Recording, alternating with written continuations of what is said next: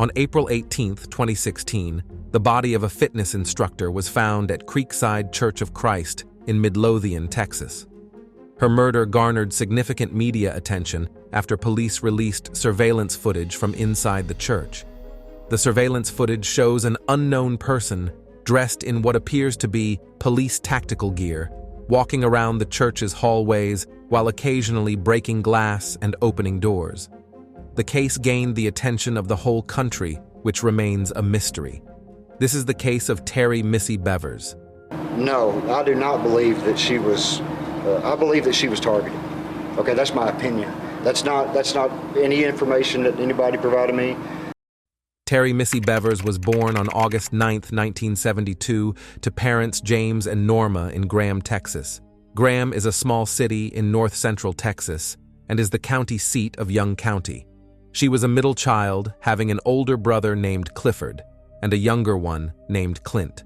She was described as a friendly young woman who had no problem making friends. She's described as a selfless woman who wants to help others, and her obituary states, in 1988, she graduated from Jacksboro High School and attended several different colleges before finally finding her place at Tarleton State University, where she pursued a bachelor's degree of science, which she received in 1995. She worked retail jobs for several years, and it was during this period that she met and fell in love with Brandon Bevers, who she would marry on June 20, 1998. Her marriage to Brandon seemed to complement her life. On March 11, 2001, she gave birth to her first child, a daughter named Hannah, and it was at this time that she left her teaching position to raise Hannah. Though she loved her job, Missy felt it was more important that she be there to raise her daughter and considered it a likelihood. On March 7, 2003, Missy gave birth to a second daughter, Allie. Again, Missy felt her place was at home with the kids. Then, on November 6, 2007, Missy gave birth to a third daughter who would be named Sarah.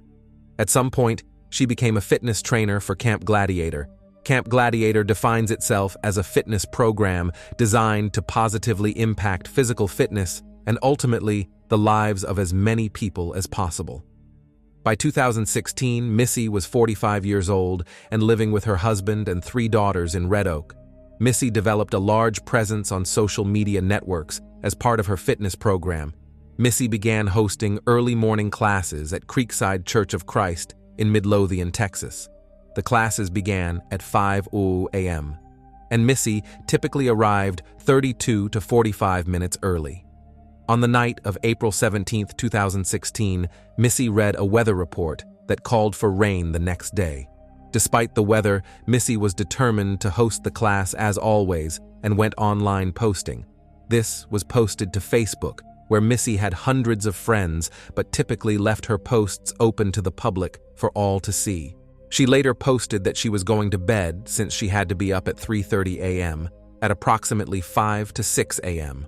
On April 18, 2016, the first of 2 911 calls came in. The call described Missy Bevers having been found inside the church unresponsive and obviously a victim of an attack. When EMTs arrived on the scene, they found broken glass and other signs that indicated that someone had broken into the church that morning. The EMTs found Missy deceased upon their arrival, and later examination would show that Missy had been murdered and suffered multiple punctures wounds to the head and chest. They also saw signs on Missy's body and that she had obviously fought and struggled with her attacker. Police arrived on the scene moments later and found evidence of forced entry into the church. According to the investigators, the perpetrator had used a pry bar to smash out a window in a side door of the church. Police were tight-lipped about whether or not the murder weapon was recovered from the scene. At first, police believed they were dealing with a theft gone wrong. Their initial theory was that someone had broken into the church with the intent of stealing, and had stumbled across Missy in the process of the robbery and murdered her as a result of this. The church itself had a system of surveillance cameras, and very quickly, police began reviewing the footage. The images that they found were not only shocking, but would lead to a great deal of speculation. Using the footage, they were able to map out a timeline of events that took place during the morning Missy Bevers was murdered. According to the official timeline at 3:50 a.m., on April 18th, an unknown assailant was captured on surveillance footage breaking into the church. This suspect was dressed in a complete mock police SWAT team. Officers' gear in black boots, black pants, a black riot-style helmet, black gloves, a black top, and a black vest that says police on the back. This person was wearing tactical gear and carrying a hammer or mallet with which he or she had broken a window in order to gain entrance to the building. The gear that the suspect wore made it impossible for authorities to determine gender, and the only real clue that could possibly lead to identification was how the perpetrator moved, described as a walking style, which seemed to indicate some kind of an injury to the right leg or foot. Further analysis suggests that the suspect stood between 5 foot 2 inches and 5 foot 7 inches tall. The suspect walks down a dimly lit hallway, dragging his or her right hand along the wall. In another shot, the suspect is seen opening a door and stepping out of frame. At the point in which the suspect opens the door, there's a clear shot of some kind of blunt weapon in the right hand. A few moments later, the suspect approaches a locked door. At this point, the individual produces some tools from within the tactical gear and attempts to force the door open, but is unsuccessful.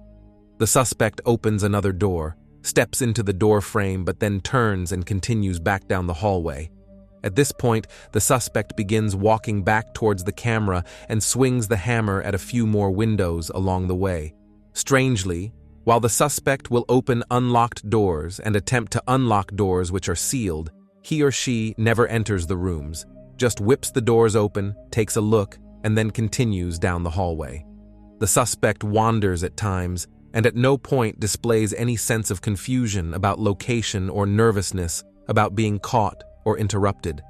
This has led many to believe that the suspect may have been familiar with this environment, possibly having been there before or having studied it in the past. Another odd detail of the video is that when the assailant breaks windows, he or she doesn't swing the hammer with a large force or violence, but rather unenthusiastically thrust the hammer in the direction of the glass. For the next 30 minutes, the suspect wanders very casually around the church, entering the frame of surveillance cameras here and there, and continuing on his or her way, seeming mostly disinterested in the environment. At 4:20 a.m., Missy Bevers arrives at the church to begin setting up for her class. The suspect is seen on camera just minutes before her arrival, though Wood disappears off camera in the moments before Missy herself steps inside. The confrontation between Missy and the suspect hasn't been made clear, though police fairly rapidly release several clips to the public, which show the suspect in hopes that someone might be able to identify the individual. There was footage which showed a vehicle in the area, a light-colored Nissan Altima with a distinctive sticker or emblem on the back bumper.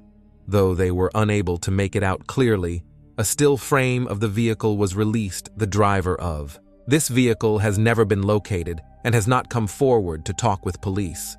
Initially, police released a statement about the suspect referring to the perpetrator as him, but they later retracted that specification of gender, explaining that the more they look at it, the less sure they are that they are dealing with a male. In their statement, police said that it was backing off of our statement that the suspect on video was a man. I know we said he over and over again, and that was a mistake. There's a lot of speculation based on the gait and appearance that this person may be a woman. It's a legitimate question now. Police were questioning gender due to several factors, predominantly because the gear conceals the body so strongly, but also due to the suspect's movements. Midlothian police would state that in certain portions of the footage, the suspect appears to have what has been described as a feminine. The footage also indicates that the suspect has a distinct walk that is indicative of some type of injury that affects the right leg or foot. Whether or not the suspect suffered from a foot injury is unknown, though others have gone on to speculate that the movements may seem to suggest an injury because the suspect may have been wearing boots that were either too large or too small, in hopes of throwing off clues about his or her identity. Rather quickly, after watching the footage, police ruled out the possibility of theft as a motive. Later inspection of the property found that police had theorized no items were missing and there were no indications that any kind of theft had been conducted. Investigators begin to theorize that the suspect broke into the church not with the intent to rob, but specifically to be there waiting for Missy, and that murder was the ultimate motive. During their investigation, police went just a few miles down the road to SWFA Outdoors, a sporting goods store. Surveillance footage for the store showed a vehicle similar to the Nissan that they had previously released a photo of. In the footage, the Nissan drives slowly through the parking lot. At one point, it stops, the lights turn off, and the vehicle sits for several moments before the lights come back on, and the vehicle exits the parking lot. This footage was shot just a few hours before the murder, and though investigators believe that it could be linked to the murder, they have no evidence to say so officially. Police are eager to speak with the driver in hopes that he or she may have seen something that morning which could help identify the killer. Baffled by the crime and the method by which it was conducted, the police called in assistance from the FBI as well as the Texas Rangers. There was a special dog brought in from the ATF in order to sweep through the church, searching for evidence of gunshot residue. Brandon, her husband, arrived at police headquarters 2 days after the crime, having had to come back into town. He was off on a long-planned fishing trip in Mississippi and arrived with his brother Chad. The two arrived to speak with police and to make arrangements about recovering Missy's truck from the church parking lot where she had left it. Brandon later said that she was a great woman and a great wife, a great friend, and she will be missed by many people. Police were then stuck in a position where they were trying to determine whether or not Missy knew her attacker, or if this was an instance of a random attack, though evidence seemed to suggest that at a minimum the perpetrator likely entered the church and was waiting to attack. They were unsure if this person was waiting for Missy or someone else, and Missy just happened to arrive. First, friends and family felt very distinctly that whoever had committed the crime knew Missy and had targeted her specifically. Brandon, Missy's husband, later stated that whoever this person knew my wife and had a motive. There's no doubt about it. He would later state in another interview that I've pretty much exhausted every scenario and every avenue that I can think of who could have done this. No, I do not believe that she was, I believe that she was targeted. Okay, that's my opinion. That's not any information that anybody provided me. In hopes of finding a suspect or any leading information, police began digging into Missy's life as well as the lives of her family.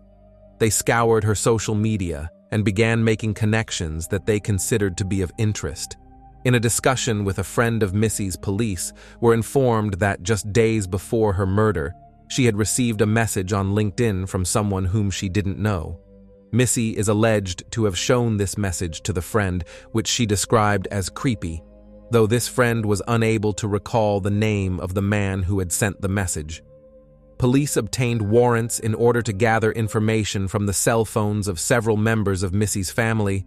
Among those whose records were checked was Missy's husband, Brandon. Police alleged that text messages exchanged between Brandon and Missy suggest that the two were experiencing financial difficulties, as well as having discussions about extramarital affairs. Police also obtained warrants to gather cell tower data, as they believed it was possible that Missy may have been in contact with her killer, and that the killer may have checked social media to ensure that she would be arriving at the church that morning. When the information became public about possible infidelity in the marriage, many in the public began to look at Brandon as a potential suspect. A slew of online investigators went so far as to not only Brandon's involvement, but even his father, Randy Bevers. Many speculated that Randy had a distinctive walking style that they viewed was similar to that of the suspect seen in the footage. Brandon and his father have vehemently denied any involvement in this crime and have made it through the media for junior investigators to leave this up to the authorities. The family has stated that all of the discussions online only bring pain to them and that Brandon is trying hard to protect his young daughters from all the baseless accusations hurled against him. At the time of the murder, Brandon was in Mississippi on a fishing trip, while Randy was traveling in California. Police would later state neither Brandon nor his father is suspected of killing Missy. Christy Stout, Missy's sister-in-law, released the following statement on Facebook regarding accusations hurled at her family. All you Facebook detectives out there, I'm sure haven't checked with American Airlines to verify they were on the planes headed there, nor did any of you check with the phone companies to see that Randy Bevers' phones were actually pinging in the San Diego area at the time of the murder. After all, the FBI drove to Biloxi, Mississippi to confirm with others on the fishing trip that Brandon was there at the time of the murder, as well as verified pings from cell phone towers that he was there, for those of you who say Brandon hired someone to do this again. The FBI has thoroughly watched and studied his accounts and has seen no large money being moved around. 4 days after Missy was murdered, Randy Bevers dropped off a blood-soaked woman's white double XL long-sleeve shirt to the dry clean Super King in Midlothian, Texas. The dry cleaner said that the shirt had been previously washed in an attempt to get the blood out. Randy alleged that the blood on the shirt came from a dog who was involved in a fight with another dog. Police obtained a warrant and took possession of the shirt in order to conduct a DNA analysis. The lab tested the blood on the shirt and was able to confirm that it was not human blood. If the police believe that Brandon and Randy weren't involved and have tight alibis, then why do others continue to dig into them? People consider it a possibility that Brandon, though he may have been out of town during the crime, may know the name of the person who killed his wife. Many have suggested that revenge for an alleged affair may have been the motive for Brandon to have wanted his wife dead. However, they came up with 2 other suspects that they believed could be connected. One was a man who had attended Missy's fitness classes and who happened to have a wife who was short at a stocky build and was suffering from a broken foot. It has been suggested that investigators did look into this possibility, but quickly ruled it out. Another name was a woman who had attended a few free classes with Camp Gladiator and was struggling to lose weight after having a child. Though she only attended 4 out of 5 classes, she did end up being captured in a photograph with the group, which included Missy. That photo led many to begin investigating her. The evidence they alleged could point to the crime was all circumstantial. She had injured her foot at work. Police later spoke after receiving many tips from online researchers, but found nothing that they felt connected her to the case. The family has been very supportive of the Midlothian police, making multiple statements about how cooperative they've been, how hard they've worked, and how every time they reach out with a thought, the police themselves have already had the thought and investigated it. With no officially named suspects, with no real leads, with nothing that appears to show why Missy Bevers was murdered, it remains a startling and tragic mystery. But one would expect in a case like this that the theories are not in short supply. They come from all manner of sources, from the police themselves, the family, friends, and a slew of online investigators who believe they have the answers that could crack open this case. The first theory is that Missy Bevers' murder was unmotivated because it was not planned. Many have speculated that the person who committed this atrocious crime was not there with that intent, but instead to vandalize the church itself. They point to the fact that the assailant arrived early in the morning when no one was there and broke into the church. The assailant then spent 30 minutes walking around, breaking into rooms and shattering windows. Many believe the suspect intended to damage the church and did not expect Missy Bevers to arrive when she did.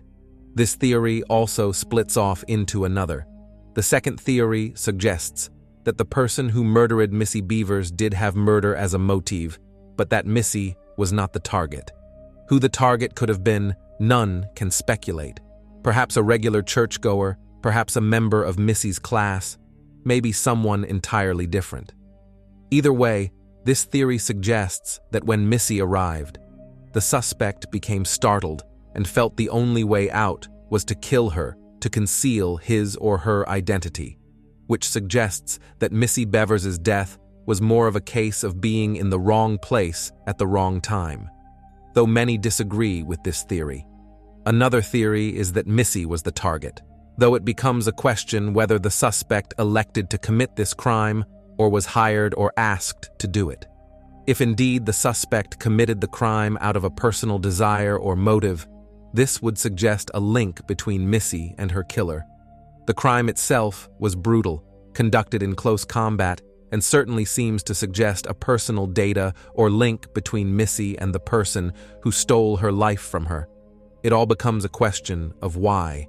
This is where many have tried to make connections to people who have interacted with Missy, even if only once or twice.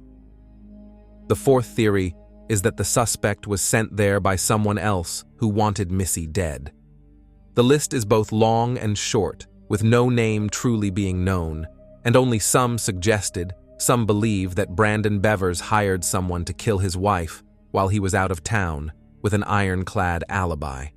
While the family reacted as though they were surprised about Missy's alleged infidelity, investigators found evidence to suggest that Brandon and Missy had discussed it, leading many to believe that Brandon planned out the murder, possibly even longer than he'd been planning his trip to Mississippi.